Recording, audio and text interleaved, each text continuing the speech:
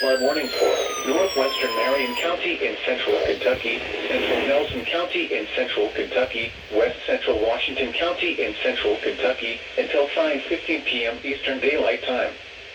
At 3:18 p.m. Eastern Daylight Time, Doppler radar indicated thunderstorms producing heavy rain across the warned area. Between 2 and 3 inches of rain have fallen. The expected rainfall rate is 0.5 to 1 inch in 1 hour. Additional rainfall amounts of 0.5 to 1 inch are possible in the warned area. Flash flooding is ongoing or expected to begin shortly. Expected hazards include flash flooding caused by thunderstorms. Source: radar. The following impacts are expected: flash flooding of small creeks and streams, urban areas, highways, streets and underpasses, as well as other poor drainage and low-lying areas.